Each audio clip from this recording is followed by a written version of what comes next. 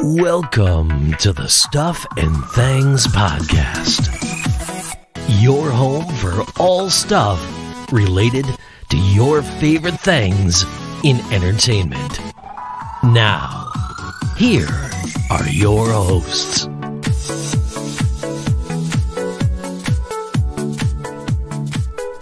Hello and welcome to the Stuff and Things Podcast.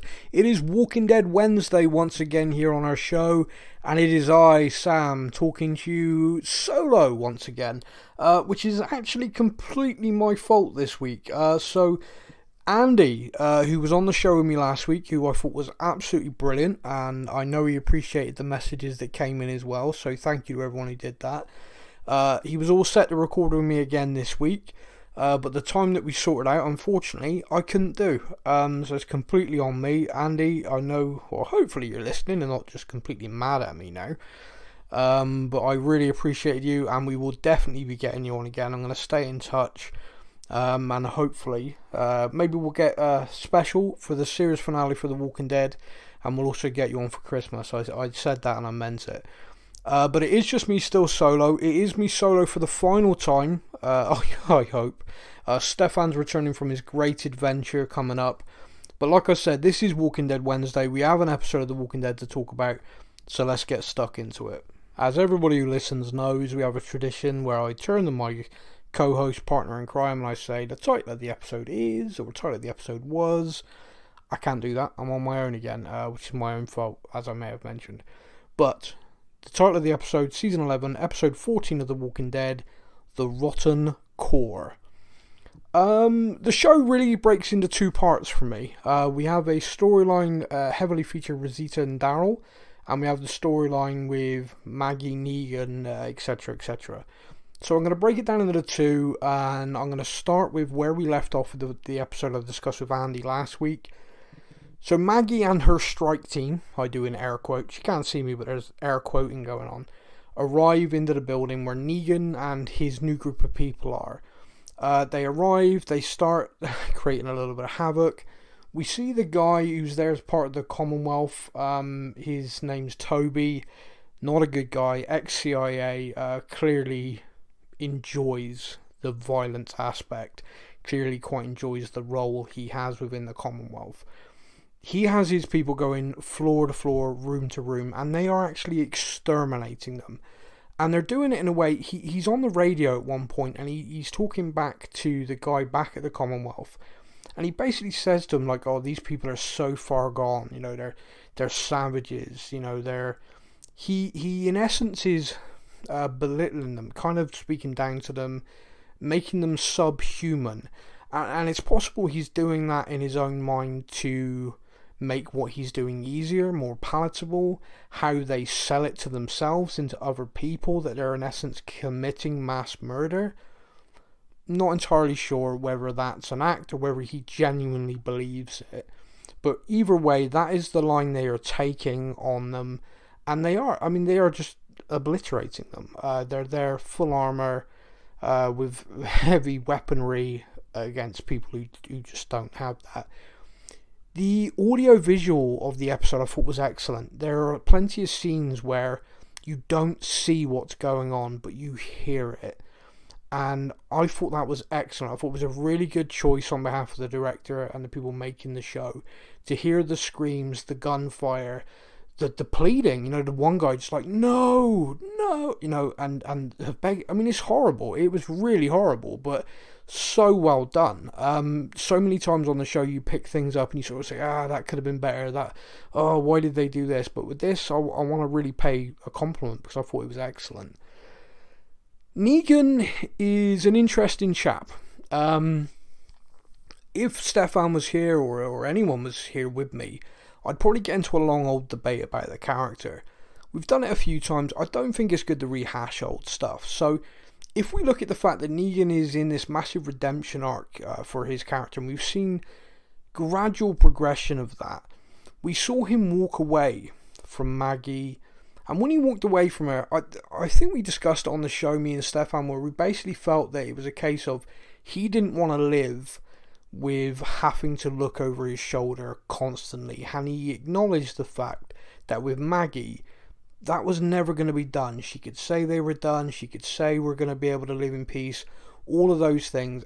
It just was not going to be the case, so he walked away. In this episode, he elaborates on that he says he felt his presence was just constantly antagonistic. He made the decision to go, not just because of that, but because he felt that him being there, part of that community, he could never be seen as different. What we find here is that he is in a relationship with the lady we met last week. Not only in a relationship, they've got married, and not only have they gotten married, she's pregnant. This is massive, and at the same time, quite annoying. Now, not annoying because Negan's got a new love interest or any of that. None of that aspect is annoying to me. I felt that was really interesting. Maggie's reaction to learning she's pregnant was incredible. Remember when Glenn was murdered in front of her, she was pregnant. All of these things, Negan feeling very uneasy that Maggie and her were together, possibly thinking to himself, can I think of a worse kind of revenge Maggie could have on me than killing this woman who's carrying my child? All of these things are just bottled into this episode and to these moments, and are just really well done. Compliments to Maggie, the actress Lauren Cohen played her in this. Her kind of acting and reacting in this to the news, I thought was brilliant. I thought it really conveyed, without saying any words, just conveyed the raw emotion of, you have got to be kidding me. How can you love this guy? He's a freaking monster. And the woman revealing, he told me everything. I know all about you. I know every detail. And she does hit the nail on the head, which is kind of the thing we've discussed on the show, and I know a lot of fans of the show have talked about, which is everyone holds this almighty grudge against Negan with justification. However, everyone seems to forget the sins of their friends, or their sins, their kind of things that they have done. They can look upon Negan as the stuff he did is terrible, and he was doing it for terrible reasons, and he was a terrible guy. Is he the same person now, 5, 6, 7 years after All Out War? No, he's not. Can you judge someone based on the past if they have learned from it and showed progression? I don't know. I honestly don't know. That's a question I think people wrestle over constantly. Far smarter people than me. In the TV show and everything, I think we're seeing that being played out quite beautifully, because there are characters there who have maybe not forgiven Negan but have moved on. Aaron is not one of them. Maggie is not one of them. Gabe? Father Gabriel? I think he accepts Negan for who he is now.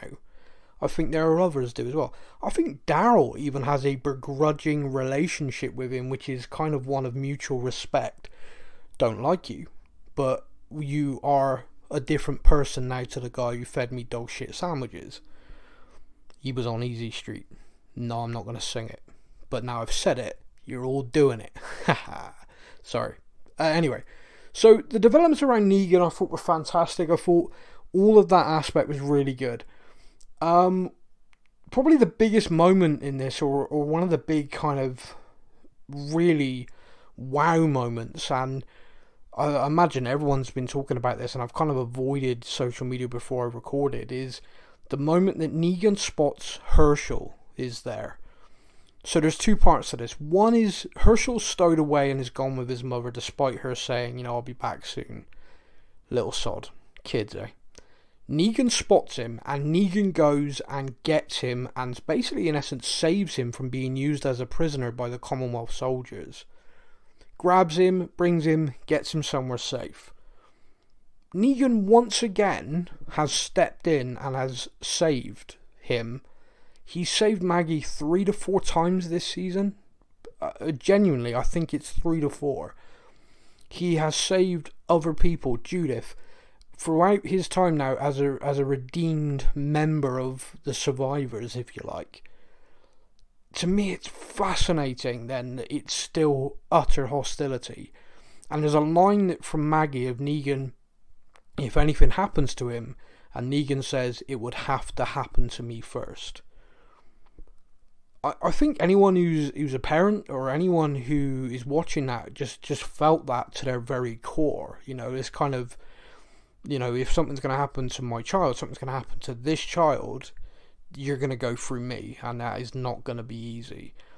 I don't know if Maggie felt any better hearing that, but I know me watching it, I was kind of taken aback by it. I thought, wow, yeah, that's powerful, that's meaningful. You then go to the second aspect of these two being face to face. Compliments to the young man playing Herschel. Up to this point, we've not really seen him deliver many lines, not really seen him in any scenes. He's just sort of there in the background. And this is his first chance that I can really think of. We got to see the young lad act, and wow, well done. The casting on The Walking Dead does an amazing job with kids. It really does. Judith is a force of nature. The young man, Chandler Riggs, of course, who played Carl, was just incredible in every scene he was ever in.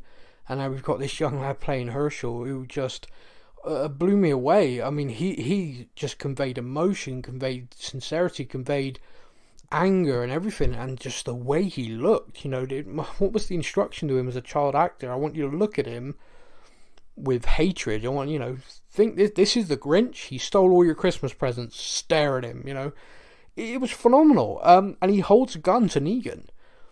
You know, my mum told me a bad man killed my father. Was that you? I don't know how many people were expecting Negan to just say yes to that. It surprised me. Not so much that I don't think Negan would be open about it or anything, but I think it surprised me in that instance. Later in the episode, again, there's another interaction between the two, and Negan basically says to him that if you ever, you know, you want revenge, when you're older, come find me. I don't know how to take that. I don't know. I saw a lot of people's reaction to it was kind of like Negan basically saying that if this kid needs to kill him to feel better, he'll allow it. I'm not sure. I'm not sure that was it. I think it was kind of like, you want revenge one day, come and have a go if you think you're hard enough. You know, if you think you can take me, bring it. I honestly don't know. I think there is real sincerity in Negan being sorry for the man he became when he was the Lord of the Saviors and all of that. I think there is real sincerity about that. I would like to see other aspects of his character from that time being discussed and being, you know, him showing real sorrow over it and him being confronted over it. I think the focus has been on his violence, not so much the other aspects of Negan in that particular time. Whereas violence in this world is pretty common touch. You know, none of the characters we have are got their hands clean. They've all been ridiculously violent at one time or the other. I mean, Rick, the character I loved the most in the show, was ridiculously violent. I mean, him and that machete, wow, it was terrible. But it's just a case of, with Negan, they need to do that for me. But that's probably just me. So all the scenes in this were great. We do see this group get the upper hand over the Commonwealth soldiers. They kind of trick the commander to the roof. Aaron shoots the guy until he goes off the roof. I wasn't expecting that from Aaron, but I loved it. His anger at basically feeling like he's been manipulated by these people, and in essence he kind of made a choice to join the Commonwealth, made a choice to be a part of that. He made a choice that he was going to go out and recruit for the Commonwealth, and here's this guy who was his line manager, for want of a better word, and he was a mass murdering fuckhead. And Aaron felt angry and dealt with him, in a brutal way, because he could have shot him in the head, but he didn't. He shot him off the roof to land next to all of the people he'd thrown off the roof earlier, who had then turned and crawled over and feasted on the guy. What a way to go. I felt like a really deserving death for that guy. Does anyone else feel that way? It was like, this guy was horrible, and for him to die hard and nasty in that way, I was like, yes, that felt good. That's the way it's done, people. It leaves so many things up in the air, though. We have Negan and this group of people, in essence, are now homeless. Where are they going to go? I think it was hinted at, but not actually said here. I mean, Hilltop are hemorrhaging people. Here's a group of people. Can Maggie bring Negan and his family into her home? I have no idea. I really have no idea if that can happen, but it should. You know, if you're being sensible and you're being a good leader, You're hemorrhaging people. You need people who can work. You need people who can get food, forage, go out on runs, help rebuild the walls, etc. Yeah, we're going to have to wait and see, but they're going to have to go to the hilltop. Now, if that happens, are the Commonwealth going to go looking for their soldiers when they find their soldiers have all been killed at this building? Or are they going to go looking for revenge? Is that what leads to Daryl rocking up at the hilltop? Are they looking for Negan in that group? I don't know. We still got those questions to be answered. One of the questions in this whole episode, however, which does get answered right at the very end, is where the hell are these weapons? This group of Negan, I'm going to call them Negan's group for the want of a better terminology. This group clearly didn't take them. They clearly didn't hijack it. So where in the hell are they?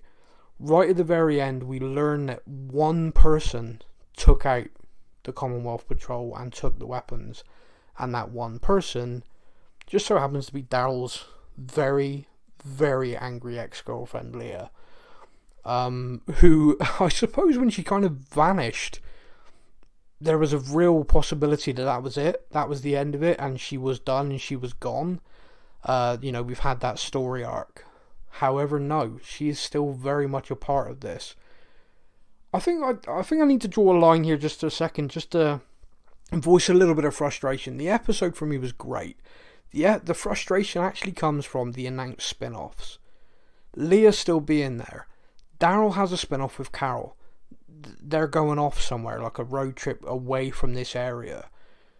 So we know there's no reconciliation there. We know there's going to have to be a confrontation perhaps at some point. It's frustrating. We know that Daryl's going to come away from it okay. We know that Carol's going to come away from it okay. We also now know that Maggie and Negan come away with it okay.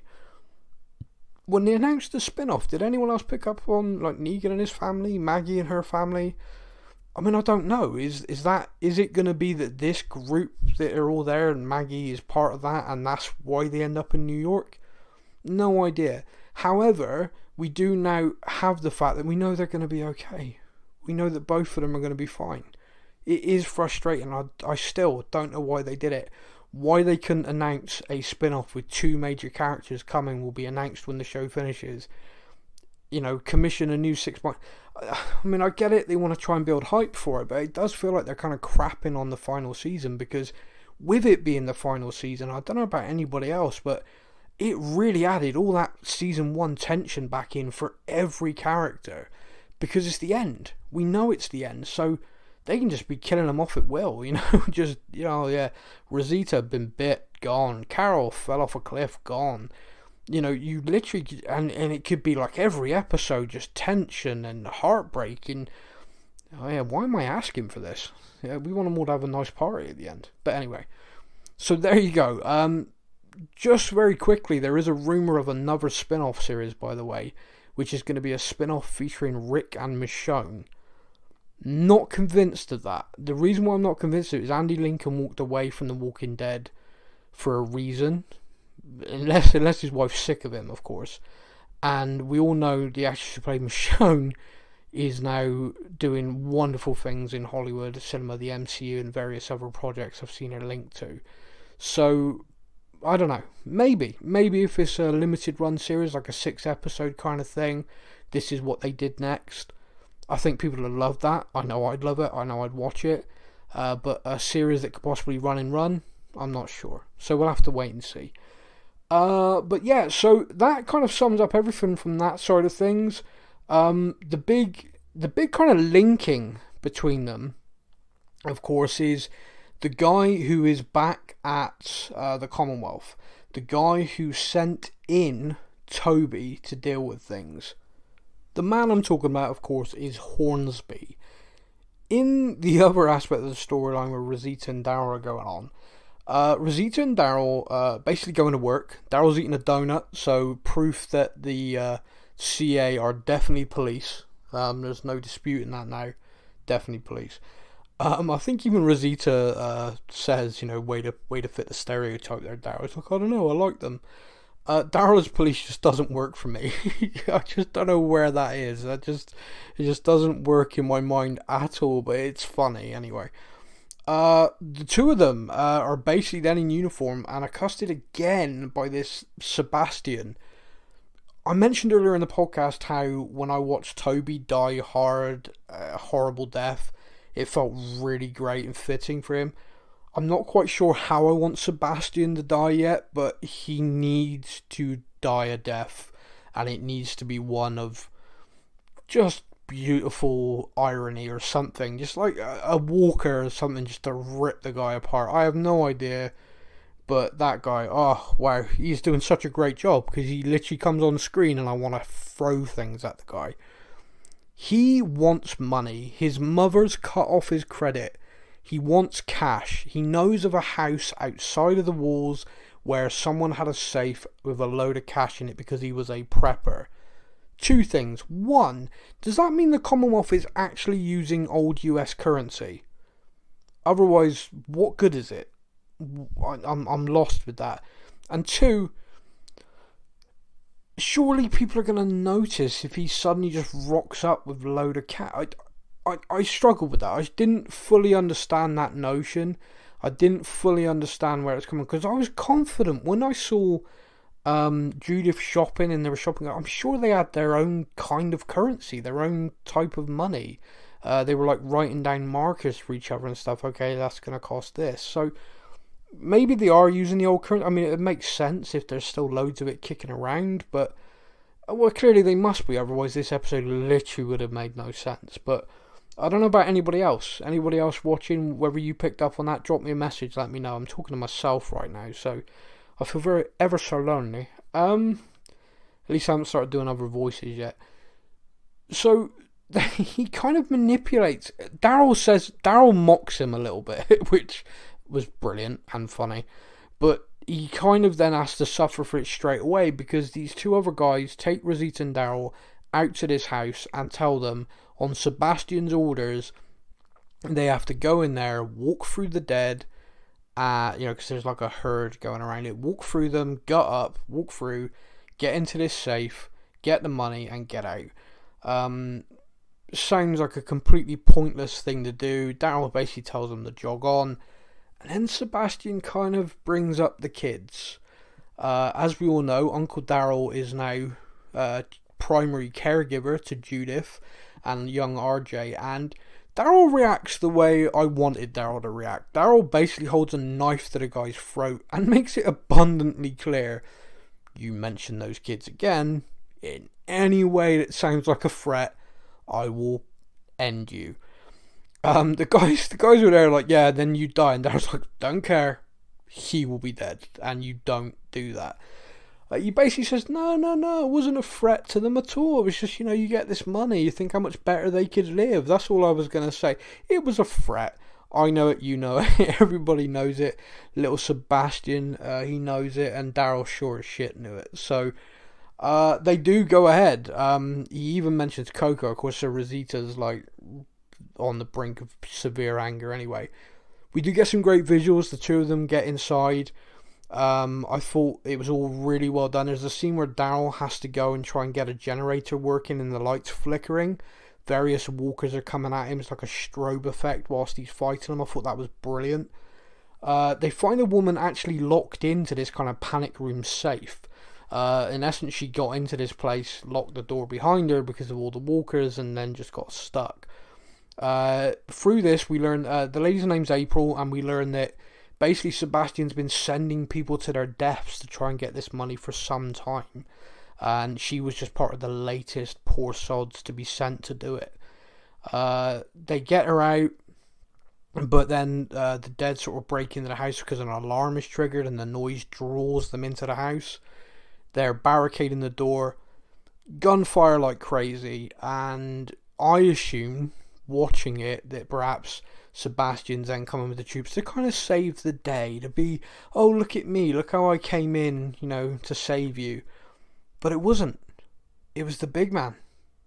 And he is there, and he has come in, Mercer, sorry, I'm talking about, I said the big man, I'm saying to you guys the nickname I have for him without telling you who the hell I'm talking about. Sorry about that. Mercer, he comes in with Carol, Commando Carol herself. Basically, she had a lunch date with Daryl. He didn't show up, so Carol knew via osmosis she'd need Mercer, and also knew exactly where Daryl would be. Anyone else? Anyone else finding that odd? Literally, a whole of the Commonwealth in every direction around it, but she knew exactly where to find him. Is Daryl being low-jacked? Does Commando Carol have a tracing device on all of our people? Everyone needs to think about that. But anyway, we're going to forget it because it's fun. Mercer rocks up, Carol as well, wipe the dead. They then decide to get up, to walk back through them to get away. Unfortunately, April gets caught with one of the walkers, and she gets feasted on April's dead, which basically means that about 13, I think it would later reveal 30 plus people have been sent to this place to their deaths to try and get this money. Carol, Daryl, Mercer, Rosita, they get up, back up. There's these two soldiers there waiting. Basically, one of them gives Mercer a bit of lip about not having to answer to him, because obviously the answer to Sebastian. Mercer kills them both. Cold. And I mean cold as ice. He's the general of the CA, he's the commander, and here's two guys in that uniform not answering to him or giving him shit. Bang. Doesn't hesitate. Just gun to the back of the head, both of them.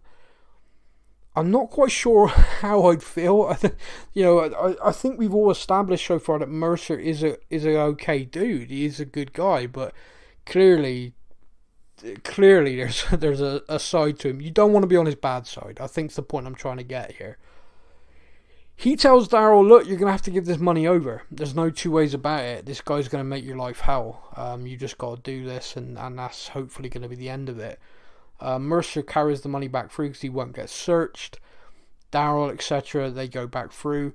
Carol decides at this point she's going to pay her old pal Hornsby a visit to kind of suss him out on this. I think she goes there to tell him what's gone on, and to see if he's outraged or to see if he's aware, and it becomes pretty abundant fast. Not only is he aware, he's been sending people after that money as well.